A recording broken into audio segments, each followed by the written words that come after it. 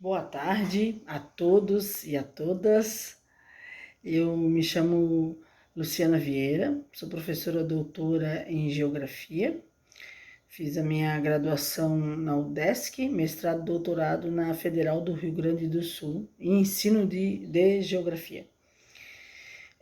No entanto, participei de documentos importantes na rede estadual de Santa Catarina, na sua escrita, na sua concepção, e estou aqui a convite da professora Marileia Mendes Goulart para uma fala, né, breve, porém necessária, importante, urgente, para o curso de Psicologia na unidade curricular Psicologia e Educação.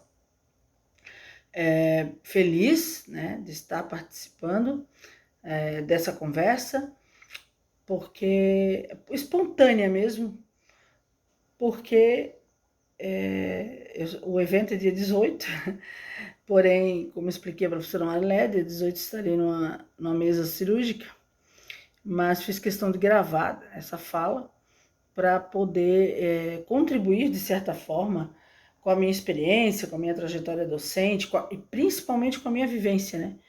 Eu sou professora da educação básica, ensino fundamental e médio. Eu leciono na rede municipal de Paulo Lopes, para o ensino fundamental do 6º ao 9º ano, e leciono na rede estadual, na Escola Básica de Educação Básica Maria Correia Saad, que é em Garopaba, também para o ensino fundamental e no novo ensino médio, no projeto de vida. Então, eu leciono desde da década de 90. Eu me formei em 96, mas 2 anos antes, em 94, eu já estava em sala de aula. Então, já estou em sala de aula, passei por não só pelo ensino regular, mas pelas modalidades de ensino também, como a educação de jovens e adultos, vários programas, né?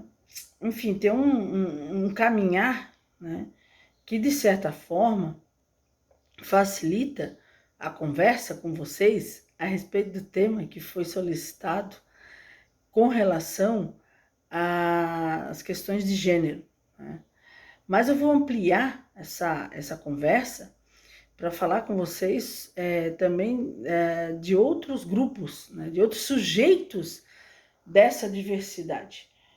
Importante dizer que trabalhar como eu trabalho na escola pública, né, os nossos sujeitos, naturalmente, eles são sujeitos da diversidade, todos e todas, né? Quando você entra e visualiza uma turma de 30, 35, 40, enfim, estudantes, você se vê diante de um universo, né, de sujeitos da diversidade.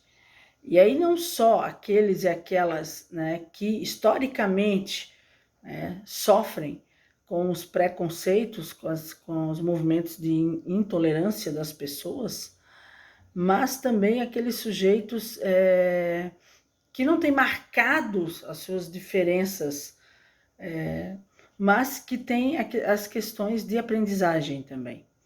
Então, importante, primeiro, né, para nós, professores e professoras, profissionais da educação como um todo, é reconhecer essas identidades no espaço social que é a escola, na sala de aula, né, em todo o ambiente escolar.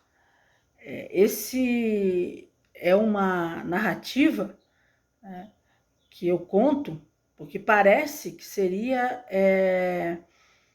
óbvio, né, que você, ao lecionar, você, ao trabalhar com esse público, já tivesse essa consciência implícita dessas diversidades, dessas identidades, né, na perspectiva das diferenças na escola. Porém, nós sabemos que culturalmente, né, na formação do ser humano, na sua trajetória familiar, religiosa, que influencia bastante, muitas pessoas, inclusive, infelizmente, profissionais da educação não reconhecem essas identidades ou inviabilizam, né, o conhecimento, anulam essas identidades, não dão visibilidade e não dão voz, né? Então, é um movimento, acima de tudo, né, dos protocolos, das legislações, de sensibilidade. Nós trabalhamos com gente. Então, esse olhar, essa leitura dessas pessoas, como elas são e estão no mundo, precisa ser ampliado. Nós trabalhamos com pessoas, né, de diversas estruturas familiares, de diversas composições e de diversos cenários e paisagens também, porque moram em cenários diferentes, né? Seja no campo, seja na cidade, seja especificamente em aldeias indígenas, em quilombos, né? Nas estradas, né? Então são povos que têm a sua origem histórica alicerçada, né, fortemente numa construção e numa busca de uma conquista de liberdade muito forte, né? Então a gente precisa primeiro reconhecer isso. Não reconhecer implica em não dar voz. Não dar voz implica em anular as pessoas, anular esses sujeitos, anular o que eles são, a sua verdade, né? A sua identidade. E anulando essa identidade, você abre espaço e permite, né, que as pessoas tratem umas às outras com violências, com preconceitos, seja física, seja moral, emocional, de todas as formas.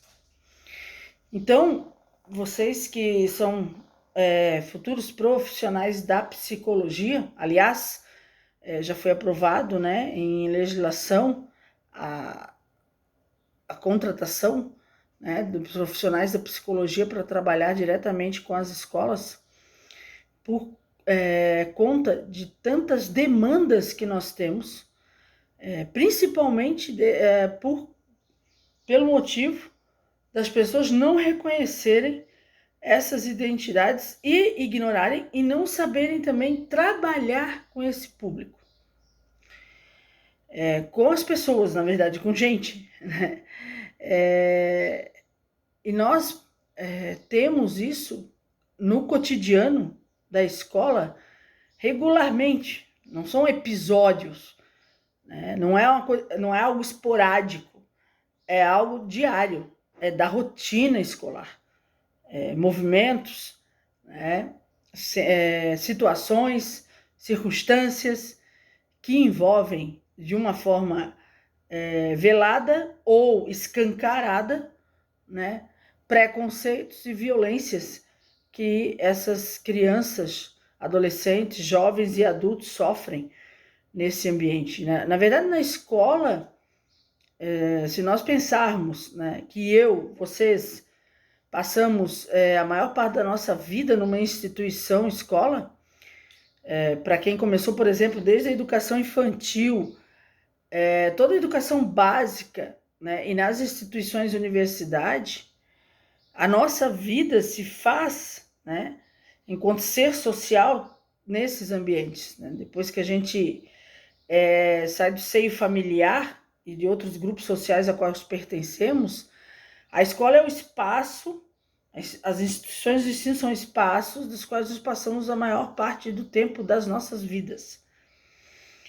E ali a gente pode ser muito feliz, mas também pode sofrer danos, e esses danos podem perpetuar o resto da vida de uma criança ou do adolescente. Não se trata de traumas pontuais, mas de influenciar no caminho, na trajetória dessa pessoa, de como que ela vai lidar com isso na sua individualidade e principalmente no convívio social. Então, é importante, né, que nós, na escola, tenhamos essa conversa já desde o início do ano letivo, no planejamento das nossas ações pedagógicas. E também na nossa própria conversa entre nós adultos, profissionais de educação. Porque nós temos profissionais de educação, como eu já falei, preconceituosos, maldosos, né, seletivos, e que trabalham em escola pública, né? E que às vezes o processo, né, essas resistências influenciam na vida, né, dessas crianças, jovens, adolescentes e desses adultos. E quando eu digo influencia na vida e morte. Porque muitas manifestações, né, consequências dessa invisibilidade são silenciosas. Acontece com o próprio indivíduo, acontece ele com a sua família, levam a suicídio, né? Levam a uma vida de tristeza, doenças, principalmente depressões, né? Manipulação, né, com o próprio corpo, com relação à agressão física em si próprio. Então, são comuns no ambiente escolar, muito comuns, né? Mais do que se imagina. Embora a mídia, né, e algumas pessoas contrárias a trabalhar determinadas temáticas na escola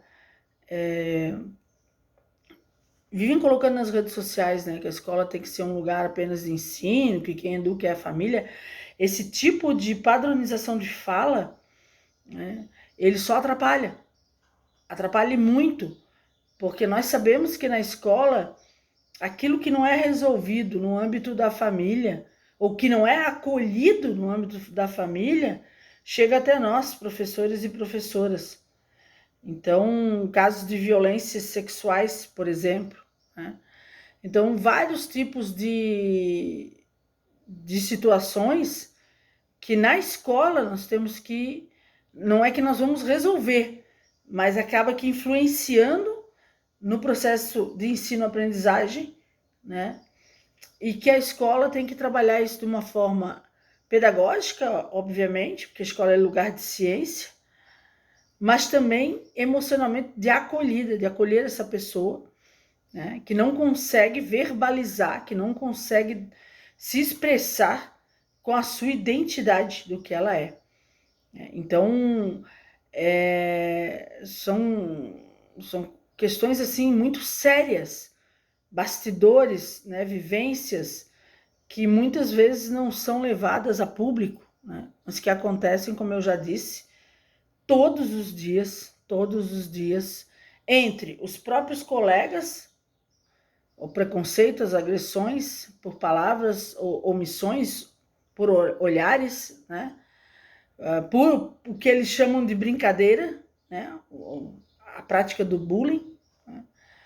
E que a gente não pode naturalizar, porque tem tido um processo de naturalização. Tem tido um processo de tentar colocar essas questões que atingem a pessoa, né, como mimimi, né, como algo a não ser tão considerado, né? Só que isso influencia na vida de quem é a vítima desse processo, né? Porque o agressor, né, ele não... Obviamente, se ele é agressor, ele não tem empatia, ele não se importa, né? Em Santa Catarina, nós temos, na rede estadual, que acaba sendo expandido para as redes municipais, porque hoje trabalha-se também nessa questão de currículo de uma forma integrada no estado como um todo. O nosso currículo, né, ele já vem sendo estudado há mais de 30 anos. E desde os primeiros escritos dos currículos do estado de Santa Catarina, se tem, documentado, escrito e marcado, e que talvez muitas pessoas não conheçam, a diversidade como princípio formativo. Isso desde a Constituição de 1988, que vai reconhecer esses sujeitos e a obrigatoriedade, por exemplo, de se trabalhar as questões indígenas e étnico-raciais no âmbito da escola, né? E a educação inclusiva, né, dentro da modalidade da educação especial, todas as modalidades de ensino, educação de jovens e adultos, educação do campo, né,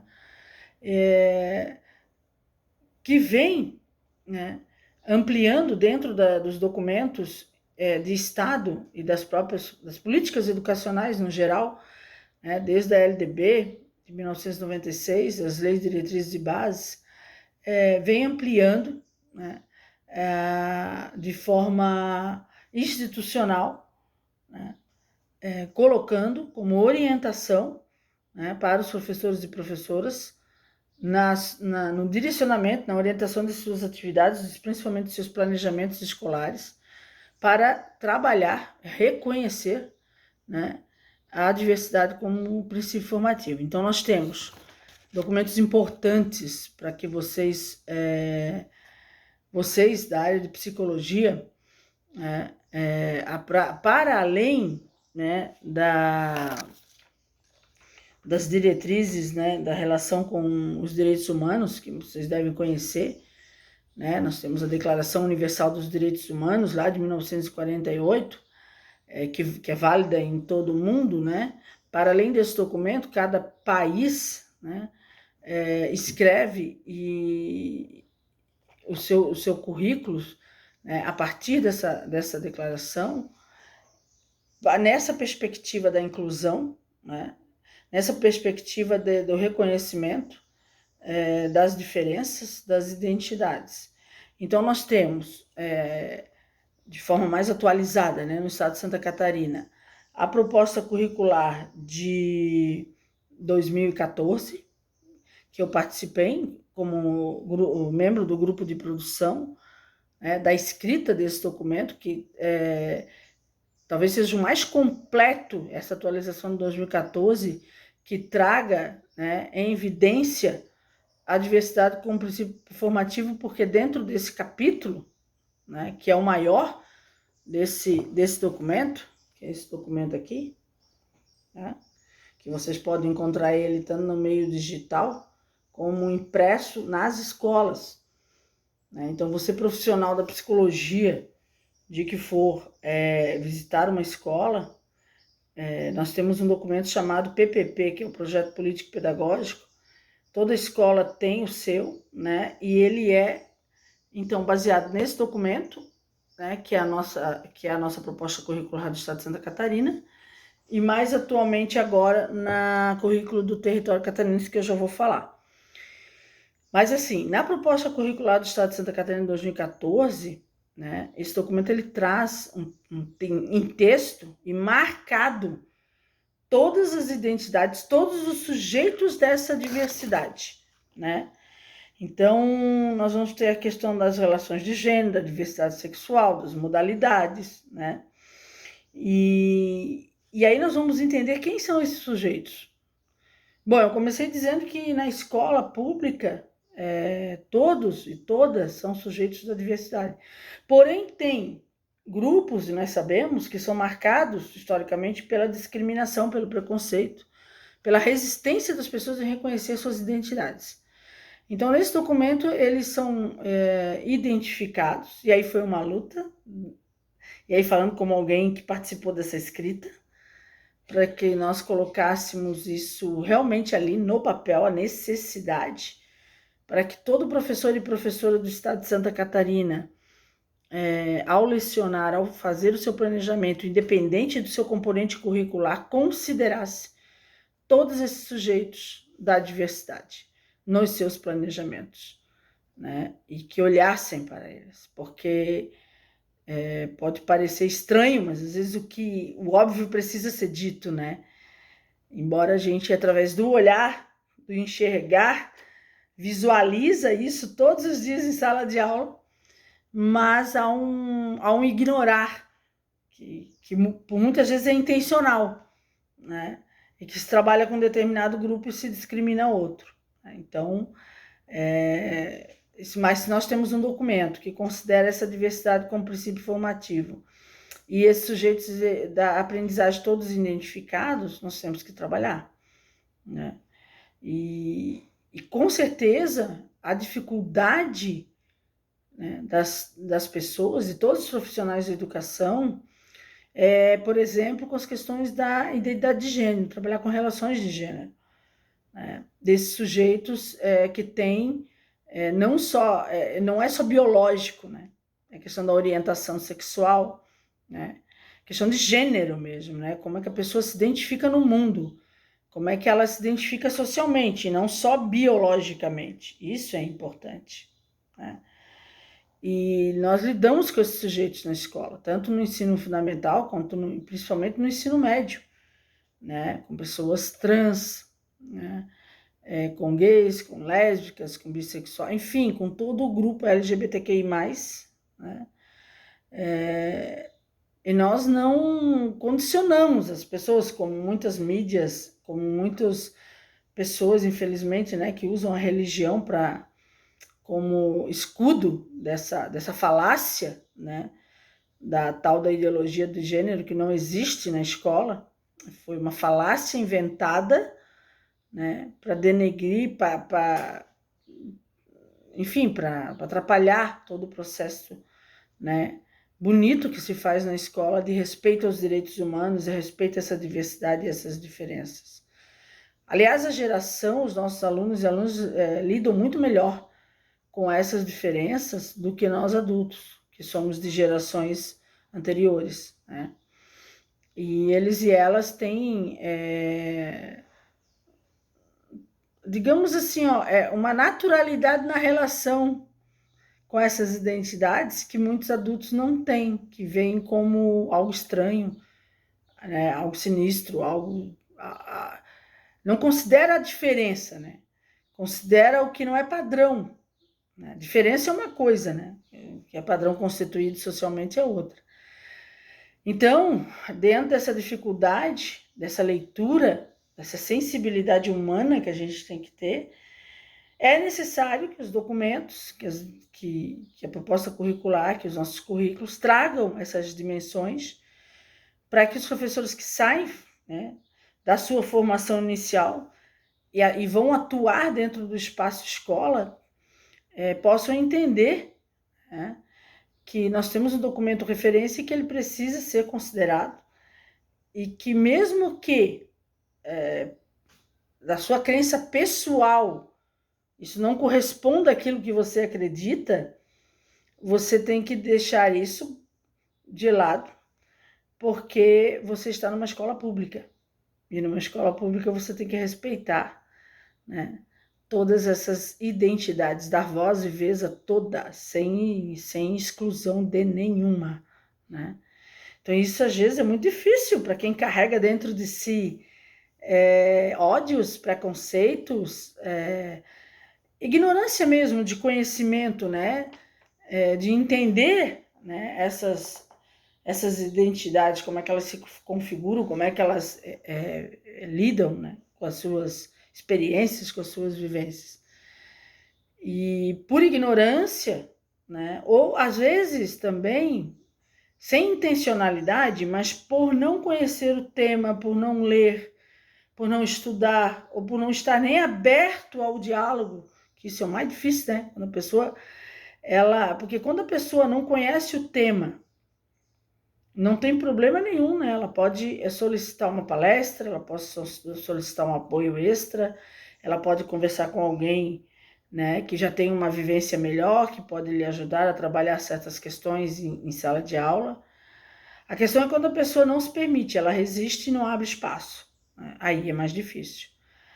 E os nossos alunos e alunas, eles sentem isso literalmente, tá? Eles reconhecem os profissionais, dos profissionais que mexem, né? Que não os respeitam, porque isso é não respeitar, né? Então, um documento importante para vocês conhecerem como que deve ser feito o trabalho na escola pública, a rede estadual, a atualização da proposta curricular 2014. Nas redes como um todo, seja ela pública, privada, né, seja ela municipal ou estadual, nós temos o currículo base do ensino fundamental e também agora do ensino médio. Foram documentos bem recentes, 2018, 2019, produzidos, escritos por professores e professoras, um grupo grande, né, de todo o estado de Santa Catarina. Isso não é encomendado, isso foi realmente um documento produzido coletivamente. E que nesse documento, para além das questões curriculares de componentes, né, de toda a questão das habilidades, da competência, que advém, né, da Base Nacional Comum Curricular, ambos os documentos permanecem a trabalhar um capítulo, né, essa diversidade como princípio formativo. Então, você vai encontrar em todos os documentos de Santa Catarina de currículo, né, a diversidade como princípio educativo. Então, dentro dessa perspectiva também dos direitos humanos, né? Então, a diversidade ela é considerada uma característica humana. Ponto. E a partir disso, o currículo vem trazendo, de novo, quem são essas identidades, como é que elas se constituem, né? Para que nós possamos entender as necessidades, né? Para que a gente principalmente faça a escuta desses sujeitos diante, né? Dentro da escola, no âmbito escolar, né? Como é que eles estão no mundo, tá? No currículo base do ensino médio território catarinense também traz a diversidade de novo como princípio formativo, porque ela faz parte de todo o processo de escolarização, desde a educação infantil até o final da educação básica, né? E dentro também das modalidades de ensino. Nessa escolarização, nesse processo de escolarização do conhecimento científico, né, se reconhece, né, a diversidade como princípio formativo. Então, nós precisamos entender essas diferenças, como elas estão postas no mundo, a partir dessas vivências desses alunos e alunas, para poder desenvolver, então, né, cada ciência, né, que a escola trabalha. É importante dizer que no ensino médio se trabalha com uma concepção também das múltiplas juventudes, né, numa perspectiva inclusiva, né, de acolher a todos e a todas, né, dentro desse princípio da diversidade. Então, isso para falar desse olhar, né, institucional, né, desse olhar profissional, entendendo essa complexidade que é esse ambiente escolar. Para dar alguns exemplos, citar alguns exemplos de como é complexo isso e até difícil, porque aí a gente lida com sujeitos que vêm de grupos familiares, de estruturas familiares, que já vêm com uma concepção de vida, a partir do que seus pais, pessoas adultas, né, o colocam. E a partir do que aqueles grupos sociais, principalmente os religiosos, colocam. Né? Então, a criança, o adolescente chega na escola já com o olhar das coisas. Obviamente ele tem sua personalidade, sua identidade, mas ele já vem com algumas concepções. Principalmente no âmbito da constituição da sua família. Né? Então, a escola tem que... não como eu vou dizer assim, se distanciar disso. Ou achar certo ou errado. Não, a escola tem que trabalhar isso pedagogicamente. Como é que eu junto todas essas concepções, essas leituras de mundo, dentro de uma sala de aula, e como é que eu lido com isso tudo? Eu não posso lidar com isso anulando um, incluindo não. Eu tenho que ter na perspectiva inclusiva. Então, eu tenho que ter muita escuta, principalmente, discernimento, conhecimento e domínio científico, né? Para colocar para eles, né, como é que se constitui essa sociedade, essa humanidade, para que eles entendam que essas diferenças que estão ali colocadas, elas são da própria característica humana de ser e estar, né? E que são condições sociais que também influenciam, e a sua formação familiar, e as suas crenças, né? E que não é, nós não podemos colocar o certo e errado, mas promover o respeito, promover a empatia, promover o diálogo, o conhecimento, se permitir que essas crianças, esses adolescentes e jovens falem como que vivenciam, dar voz a isso. E não dar voz a um grupo ou outro, porque pertence ao meu grupo, né? Então, porque nós temos muitos casos na escola, por exemplo, né?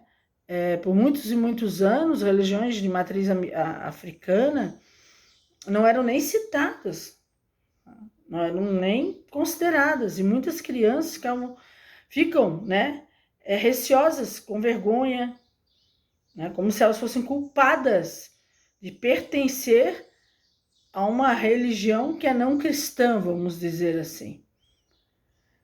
E ao contrário também, uma tentativa de impor valores de determinadas crenças.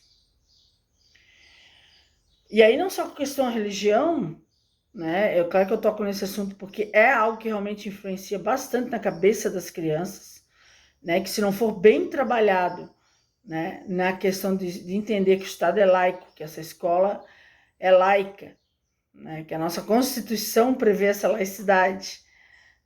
Se não for bem trabalhado isso, passa a ser um debate sem fim, né, entre quem está certo e quem está errado. E, na verdade, ninguém está certo, ninguém está errado. É só uma questão de falta de entendimento, né, de diálogo, de conhecer. E com as questões das identidades, né, as pessoas ainda têm muita dificuldade, né, de ir para além do sexo, do masculino ou do feminino, do ser homem ou do ser mulher, da biologia em si, né? E aí não entendem, né, a orientação sexual, por exemplo, né, das pessoas. E acabam culpabilizando, né, essas... ou colocando em situações, né, constrangedoras, né, alunos e alunas que, dentro da sua orientação, seguem fora dos padrões heteronormativos, por exemplo. E é um assunto muito delicado na escola, porque, como eu disse, né, muitos profissionais, alguns têm todo um respeito, toda uma sensibilidade, porém não conhecem a temática, acabam não trabalhando porque tem medo. A gente sofre muito na escola, nos últimos tempos, uma resistência forte de alguns grupos, né, quando a gente toca nesses assuntos, como se a gente fosse induzir a sexualidade de alguém.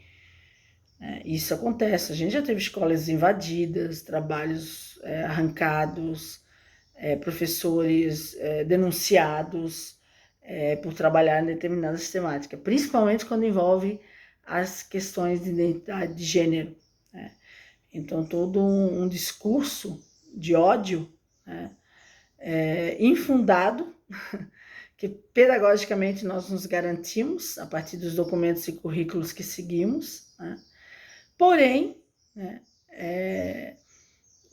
a pessoa, quando ela não lê, não tem um estudo, ciência do que é realmente, do que significa o conceito, né, de trabalhar numa perspectiva inclusiva das diferenças, da identidade desse sujeito de aprendizagem, ela usa, ela berra, ela grita, ela machuca, ela fala em nome, inclusive, né, do seu Deus, né, e acaba, digamos assim, interferindo num processo a partir do medo. E a partir do medo não se ensina ninguém, né? Com medo não se aprende também, né? Então a gente aprende com respeito, né? E como diz a nossa Constituição, no princípio da dignidade humana, né? Então é muito importante nós entendermos isso, né? Nós temos de coisas pequenas, tá? Quero dar um exemplo para vocês assim.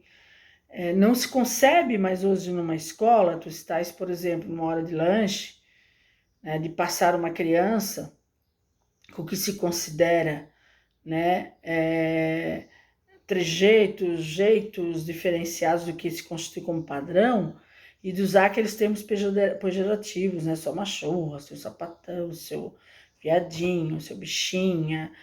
Não se concebe mais dentro de uma escola, com essa perspectiva inclusiva e das relações de gênero, de identidade, né, se ouvir e não trazer isso para uma discussão pedagógica no planejamento, né, e de trabalhar isso dentro das relações humanas na escola. É que, assim, ó, atualmente não pode ser mais só o discurso, só a fala. Você não pode só entrar em uma sala de aula e colocar isso como uma palestra. Você tem que colocar isso como atitude, como vivência, como parte do processo educativo, como parte, como princípio formativo mesmo, né? E aí você vai ensinando, né? E a tua atuação também, levando essa pessoa nessa perspectiva dos direitos humanos, essa perspectiva humanista, né? De empatia mesmo. É um trabalho cansativo, porque você tem que... É repetitivo, né? Mas é o nosso trabalho, como professor e professora. Porque nós temos muitos alunos e alunas hoje, e aí falando na profissão de vocês, muitos fazendo terapia, tanto eles quanto as suas famílias, né? Por essas questões, né? Questões de identidade de gênero, por essas questões de racismo, né?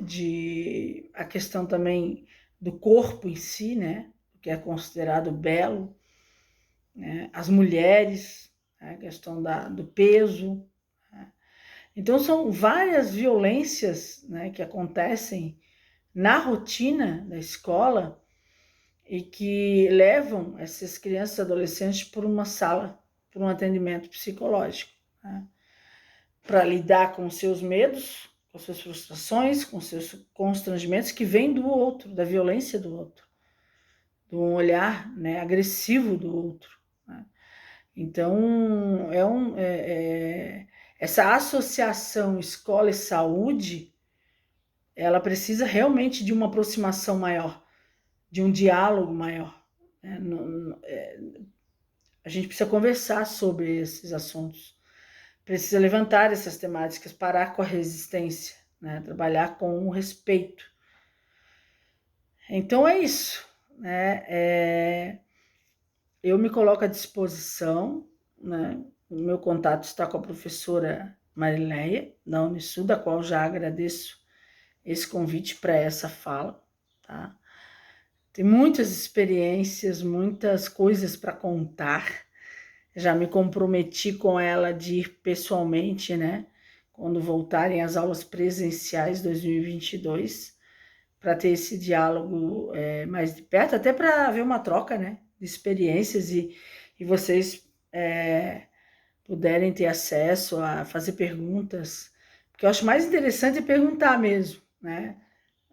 Em tal situação, como é que isso chega na família, como é que isso chega na escola, qual é a reação, como é que vocês trabalham, né? Então, presencial fica bem melhor, né? Porque a gente vai contando as situações e vai contando como é que a gente lida com isso, né? Porque a escola, ela trabalha também com o Estatuto da Criança e do Adolescente, com a aproximação do Conselho Tutelar, com o pessoal da saúde, né? A escola é uma instituição, né, que promove essa rede para tentar nos ajudar, né, com o Ministério Público, a lidar com todas essas violências, com todas essas indiferenças, essas invisibilidade desses sujeitos de aprendizagem. Tá? Então, agradeço a atenção, né, dessa forma, que é o que eu consigo fazer nesse momento, né, dado que a data coincidiu, né, com a cirurgia, mas estou aí à disposição para que vocês, ano que vem a gente se encontre e continue esse papo. Muito obrigada.